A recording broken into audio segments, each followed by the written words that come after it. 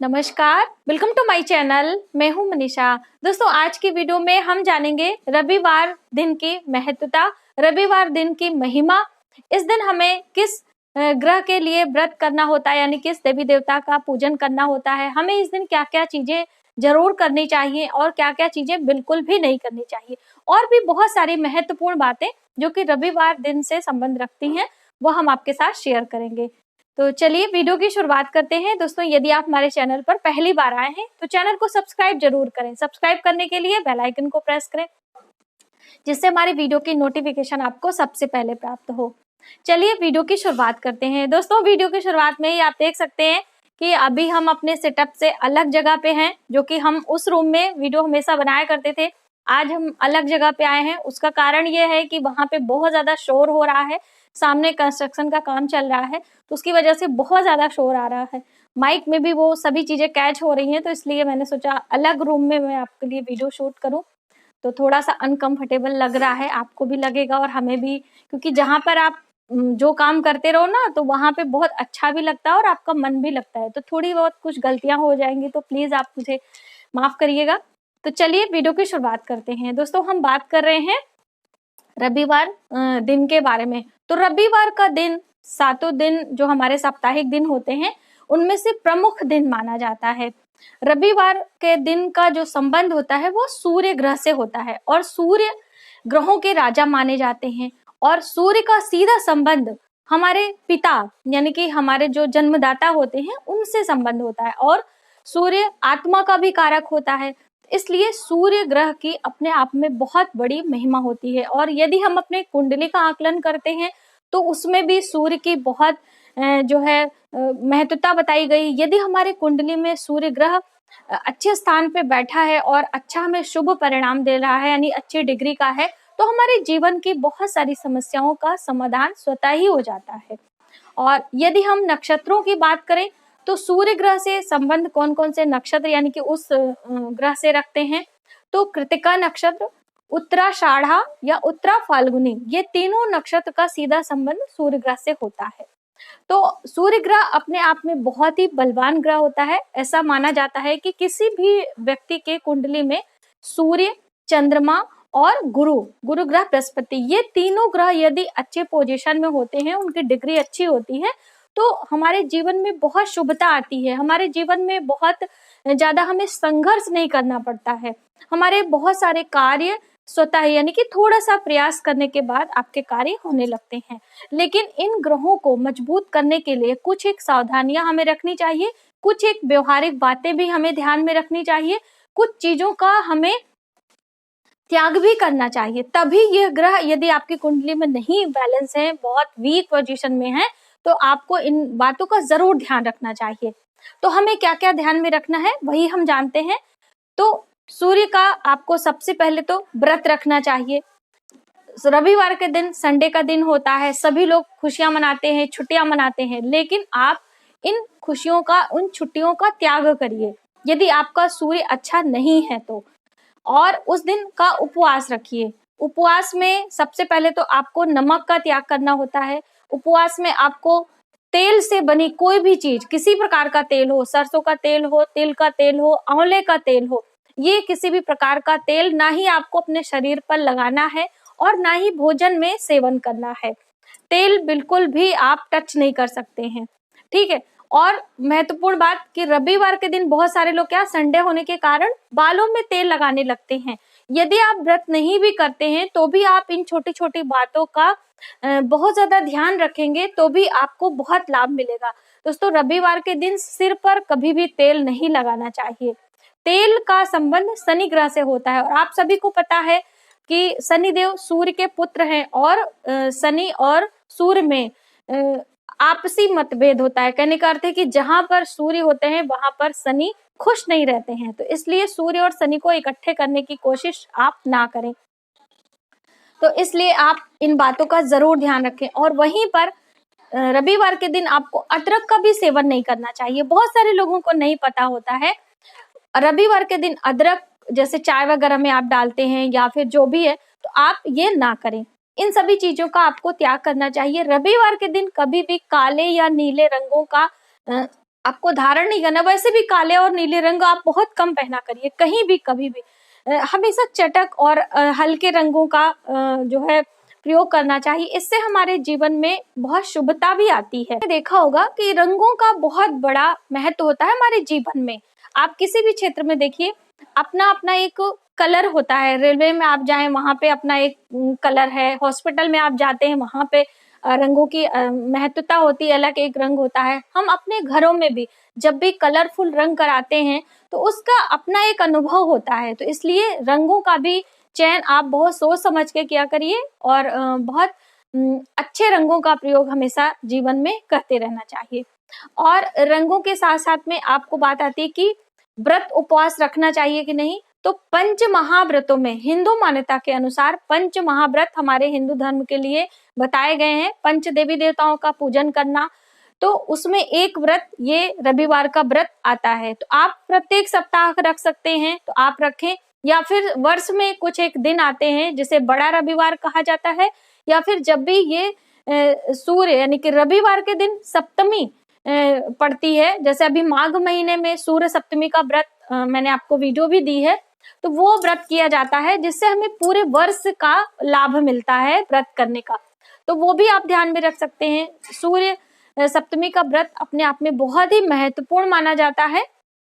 तो इस तरह से व्रत पंच महाव्रतों में एक आता है। 5 महाव्रत कौन कौन से वो भी आप समझ लें।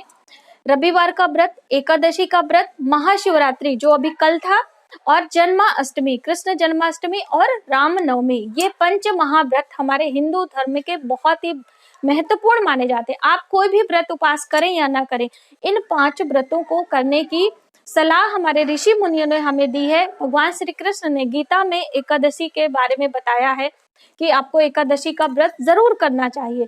तो व्रत करने के बहुत सारे फायदे भी हैं। हमारा शरीर होता है वह अंदर से उसकी क्लींजिंग भी हो जाती है। एक प्रकार से आप ये कहिए कि जो हमारे शरीर की मशीनें हैं वो एक दिन आराम करने को उन्हें मिलता है। व्रत का ये भी एक कारण भी होता है। और हमारे शरीर से टॉक्सिन्स भी निकलते हैं। जिस दिन हम बहुत ज्यादा भोजन नहीं ग्रहण करते हैं, कुछ हल्के सुपाच्य भोजन यदि हम अपने शामिल करते हैं अपने भोजन में, तो हमारे शरीर से टॉक्सिन्स निकलते हैं जिससे हमारी सुंदरता, हमारे चेहरे की कांति बढ़ती है।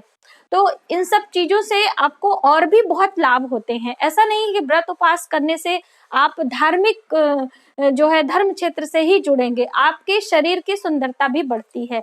और सूर्य ग्रह आपका यदि अच्छा है तो वैसे भी आपका सब जगह मान सम्मान होता है। सूर्य ग्रह यदि आपका अच्छा है तो आप कभी झूठ नहीं बोलेंगे। आपने देखा होगा जिसका सूर्य अच्छा होता है वो झूठ नहीं, यानी कि सत्यवादी होता है। वचन उसका बहुत बड़ा मायने रखता है। आप पुराणों में देख लीजिए, हमारे जो है महाभारत में आप देखते हैं, या फिर आप श्री रामचंद्र जी, सूर्यवंशी श्री रामचंद्र जी थे, और उनके परिवार में वचन की कितनी महत्वता है ये आप सभी को पता है।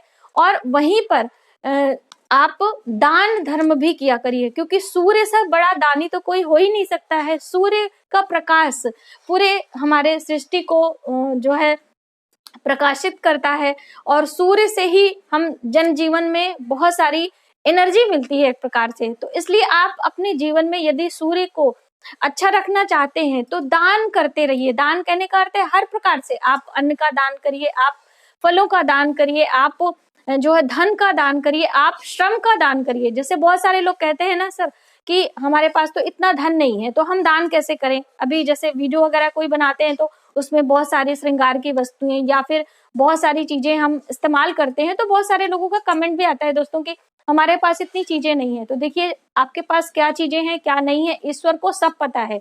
उनके बिना मर्जी के एक पत्ता भी नहीं हिलता है। तो इसलिए आप ये जो आपके पास है आप अपनी सामर्थ्य के अनुसार उसको करिए। यदि आपके पास धन दान देने के लिए नहीं है तो आपके पास भगवान ने आपको शरीर दिया है, आपको श्रम दिया है, आप अपने मेहनत से किसी को अपने मेहनत से आप उसकी मदद करिए। आपके पास शारीरिक श्रम नहीं है, आपकी जबान है, आप अपने जो है शब्दों से किसी की हेल्प करिए, आप किसी को कुछ कार्य बताइए। तो इस तरह से बहुत सारी चीजें होती हैं। यदि आप थोड़ा सा भी दिमाग लगा के समझेंगे तो आपको पता चलेगा कि कितनी चीजें, कितनी महत्वपूर्ण चीजें हमें ईश्वर ने इस मनुष्य जीवन में दी है। धन ही सब कुछ नहीं होता है। तो इस तरह से आप दान करते रहा करिए। दान हर समय आप कर सकते हैं। कहीं आप जा रहे हैं, कोई रास्ता भटक गया है, आप अपने शब्दों से उसे सही रास्ता दिखा सकते हैं। कोई व्यक्ति लड़ाई झगड़ा कर रहा है तो आप अपनी सूझबूझ से उसकी लड़ाई को जो है समाप्त कर सकते हैं। उसके अंदर एक सुलह, एक प्रेम पैदा कर सकते हैं। वो भी बहुत बड़ा कार्य होता है। तो इस तरह से बहुत सारे छोटे छोटे कार्य होते हैं जो आप करके अपने सूर्य को अच्छा कर सकते हैं, अपने ग्रहों को बैलेंस कर सकते हैं।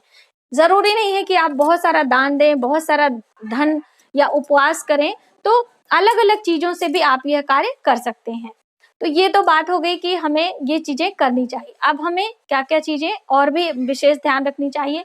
रविवार के दिन आप कोई भी अच्छा कार्य, जैसे लंबे चीजों वाला, आप किसी जर्नी पे सफर में जा रहे हैं, या किसी आप नौकरी को ज्वाइन करना चाहते हैं, या फिर किसी बड़ी चीजों का शपथ लेना चाहते हैं, जैसे कहने राजनीतिक शपथ हो, या फिर आप और भी किसी चीज को शुरुआत करना चाहते हैं, तो आप रविवार के दिन कर सकते हैं। पशुओं का क्रय विक्रय, बहुत सारे लोगों का व्यापार ही होता है जो पशुओं का व्यापार करते हैं। इस दिन क्रय विक्रय आप कर सकते हैं, यानी खरीद भी सकते हैं और बेच भी सकते हैं। वो भी बहुत अच्छा होता है। और रविवार का व्रत कैसे करना है, क्या क्या भोजन ग्रहण करना है, इसके बारे में मैंने अलग से वीडियो दी है, तो आप उसे प्लीज जरूर देखें। और रविवार व्रत की कथा भी मैंने आपको सुनाई है, तो आप वो भी सुने। यदि आप व्रत उपास नहीं कर सकते हैं तो कथा ही सुन ले। सूर्य को जल जरूर दिया करिए। सूर्य को जल देने की विधि और उसमें क्या क्या चीजें हमें डालनी होती है वो सभी मैंने आपको बताई है। लेकिन बहुत सारे लोग सोचते हैं कि बस एक लोटा जल लिया और उसमें सभी चीजें, अक्षत, पुष्प और रोली मौली जो भी है सब डाल के सूर्य को अर्घ देना चाहिए। बिल्कुल गलत है। सूर्य को आप सादा जल ना चढ़ाएं, उसमें जरूर कुछ मिश्रित करें, क्योंकि जो हम जल देते हैं सूर्य देवता को, ये एक प्रकार के, आपने सुना होगा कलर थेरेपी। तो कलर थेरेपी का प्रयोग यहाँ पे किया जाता है। हम रंगों से अपने ग्रहों को बैलेंस करने की कोशिश करते हैं और उससे जो सूर्य की किरणें छन के हम तक पहुंचती हैं वो हमारे लिए लाभकारी होता है। तो इसलिए जब सूर्य उदय हो जाए तभी आपको जल देना है, जिससे उसकी किरणें आप तक पहुंच सके। जब सूर्य ब्रह्मांड में है ही नहीं है, सुबह सवेरे ब्रह्म मुहूर्त में 3 बजे आप उठ के 4 बजे सूर्य को अर्घ देते हैं, तो वो आपके लिए लाभकारी नहीं होता है। सूर्य की किरणें ही हमें जो है प्रकाशित करती हैं। उससे यदि आप ऐसे देखिए तो विटामिन डी मिलता है, और भी जो किरणें होती है वही हमें लाभ देती हैं। तो इसलिए जब सूर्य उदय हो जाता है तभी आप सूर्य को जल दें। लेकिन सूर्य उदय के आधे घंटे बाद और आधे घंटे बाद का जो समय होता है, यानी कि पहले और बाद का समय ही आपके लिए बहुमूल्य समय है। वैसे तो आप दिन में कभी भी दे सकते हैं, ऐसा नहीं है कि आप जल देंगे तो आपको गलत परिणाम होगा। लेकिन जो बिल्कुल जैसे कहने मतलब होता है कि अमृत मुहूर्त जो होता है वो सुबह का समय ही होता है। तो आप यह कार्य करें। और सूर्य को जो 12 नाम है, सूर्य के कौन से मंत्र हैं, ये सभी मैंने आपको पहले से ही दिया है, तो आप वह जरूर चेकआउट करें। अब एक वीडियो में बहुत ज्यादा चीजें संभव नहीं हो पाती है, वीडियो लंबी हो जाती है, तो आप सभी लोगों को थोड़ा तकलीफ भी होती है कि मैडम इतनी लंबी वीडियो बनाती हैं। तो आज की वीडियो में बस इतना ही। यदि हमारी जानकारी आपको थोड़ी सी भी हेल्पफुल लगे तो प्लीज हमारी वीडियो को लाइक करें, शेयर करें, सब्सक्राइब जरूर करें न्यू वीडियोस के लिए। Thank you.